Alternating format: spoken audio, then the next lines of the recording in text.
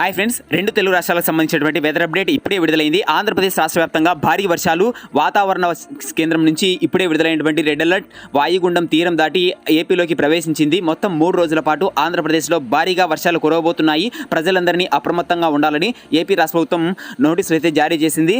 AP రాష్ట్ర వ్యాప్తంగా ఉన్నటువంటి ప్రతి జిల్లాలో కూడా వర్షాలు పడుతూనే ఉన్నాయి. ముఖ్యంగా కడప, చిత్తూరు, నెల్లూరు జిల్లాల్లో భారీ వర్షాలు కురుస్తున్నాయి.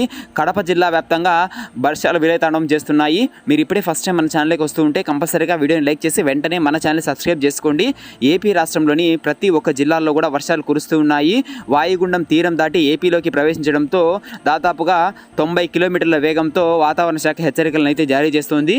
అదేవిధంగా మొత్తం ఆంధ్రప్రదేశ్లోని ప్రతి ఒక్క జిల్లాకు కూడా రెడ్ అలర్ట్ జారీ చేసింది ఏపీ రాష్ట్ర ప్రభుత్వం. ప్రజలందరూ కూడా అప్రమత్తంగా ఉండాలని, ఎవరు ఇళ్లలోంచి బయటికి రావద్దని వాతావరణ కేంద్రం అయితే హెచ్చరికలను కూడా జారీ చేస్తూ ఉంది. తీరం దాటిన వాయుగుండం మరొక 3 రోజుల పాటు ఆంధ్రప్రదేశ్లో కొనసాగుతుందని, ఈ 3 రోజులు కూడా ప్రజలందరూ అప్రమత్తంగా ఉండాలని, 3 రోజుల పాటు భారీగా వర్షాలు పడతాయని ఇప్పటికే వాతావరణ కేంద్రం హెచ్చరికలు జారీ చేసింది.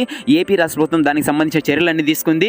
అదేవిధంగా ఎవరైతే సహాయక చర్యలు తీసుకుంటారో సహాయక శిబిరాలు ఏర్పాటు చేశారు. అవసరమైన వాళ్ళు సహాయక శిబిరాలకు వెళ్ళొచ్చని ఏపీ రాష్ట్ర ప్రభుత్వం కూడా ఉత్తర్వులు జారీ చేసి చర్యలు అయితే తీసుకుంది. కాబట్టి ఎవరు ఎలాంటి ఇబ్బంది ఉన్నా కూడా ఏపీ రాష్ట్ర ప్రభుత్వం కలెక్టర్లతో సహా అందరికీ ఆదేశాలను పాస్ చేసి సహాయక శిబిరాలను కూడా ఏర్పాటు చేసింది. ఎవరు కూడా కంగారు పడాల్సిన అవసరం లేదని, దాంతోపాటు ప్రతి ఒక్కరు కూడా ఇళ్లలోనే ఉండాలని, నీళ్లు వచ్చిన చోట జాగ్రత్తగా మీరు గవర్నమెంట్ వాళ్ళకి కాల్ చేసి కంపల్సరీగా సహాయక శిబిరాలకు వెళ్ళొచ్చని ఏపీ రాష్ట్ర ప్రభుత్వం అయితే ఉత్తర్వులు తీసుకుంది. మరొక 3 రోజుల పాటు వర్షాలు కొనసాగబోతున్నాయి. స్కూల్ అన్నింటికి కూడా ఏపీ రాష్ట్ర ప్రభుత్వం సెలవులను అయితే ప్రకటించింది. సో అందరూ జాగ్రత్తగా ఉండండి.